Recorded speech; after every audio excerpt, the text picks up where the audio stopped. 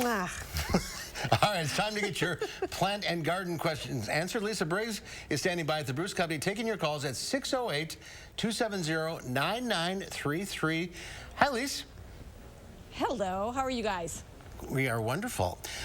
Everything's so green there. How do you keep plants green this time of year in your home? Well, the biggest problem at this time of year is that December, January, February tend to be pretty gray months. And so it's usually a light issue is one of the big things. So make sure that you move your plants, even ones that maybe don't outside or during the summer don't like highlight, into a sunnier spot if they're starting to discolor.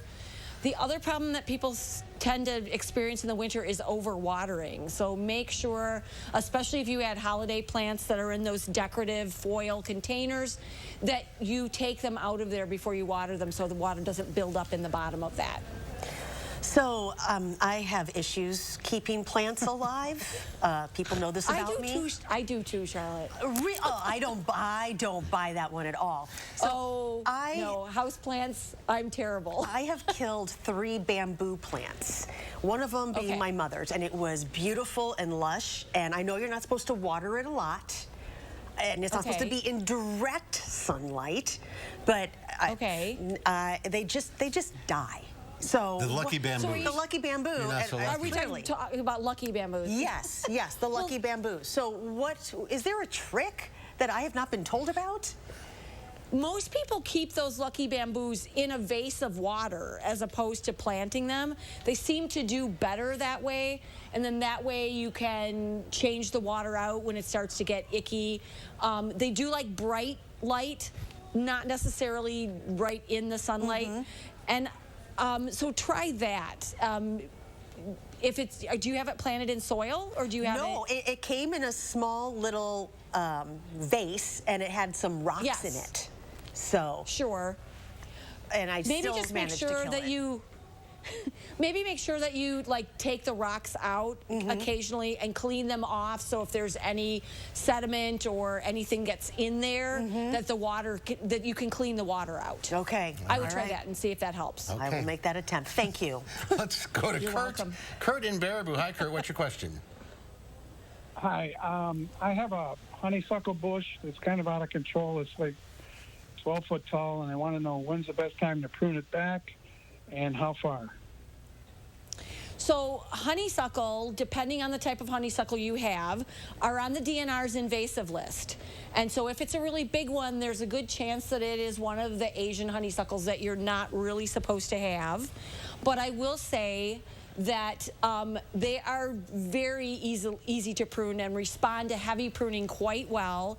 The best time to prune it, I would say you can do it anytime. If you do it right after it flowers, you won't affect flowering for the following year. If you prune it now, then you will lose the flowers. For whatever you prune back, you're going to lose those flowers. Okay, but is it illegal to have them? The DNR has a list that they have published of plants that are considered invasive for whatever reasons. Honeysuckle because they produce fruit and they are easily spread by birds and they grow into wild areas.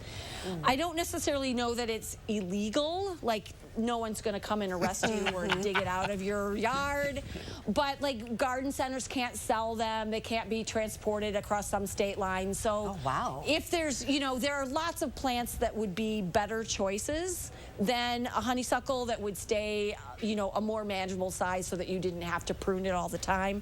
So stop in and talk to us and we'll help you find something else. There's a bunch of things on. Otherwise, don't worry about. Yeah, there are lots of plants that are on the DNR list. Some that make sense to us, some that do not. But we just do our best. All right, you've got a busy weekend next weekend with a home garden show. We do. It is PBS Wisconsin Garden and Landscape Expo. I always have to think about because they keep adding words to the title. Yeah, and that's Friday, Saturday, and Sunday. And so like a big chunk of the store just sort of travels over to the Alliant Energy Center and we just sell from there. So it's all hands on deck over there. It'll be it's always really fun. It's fun to talk to people. People come from all over the state for it. It's just, we have a really good time that weekend. All right, it's exhausting. We have Sandy on the phone from Janesville. Hi, Sandy. What is your question? Hi there. question on my hibiscus. It's still blooming. Should I cut it back or just let it continue to bloom? If it's blooming, Sandy, then it's in a really good spot. It's happy. It's getting high enough light to mature those flower buds instead of them falling off. So I would not prune it back. You could maybe do a little haircut just before you move it outside. But if it's performing well, blooming, not dropping leaves, not getting discolored foliage, I would just go with it. You could probably start a little bit of a fertilizer program maybe at the end of February or early March to get it ready to go outside. All right, let's go to Lanny in Middleton. Hi, which question? Hi, I'm wondering if you have any suggestions for handling the jumping worms that seem to have taken over my lawn as we head into the spring.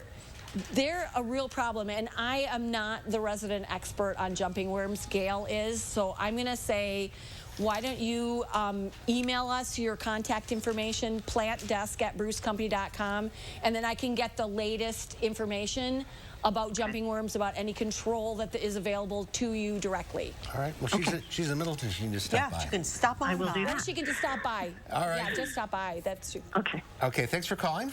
We are out of time. Lisa, thank you. Thank you all for calling in. Yeah. And we'll see you. Thank you, guys. We'll see you next weekend. Yeah, definitely. Thank you.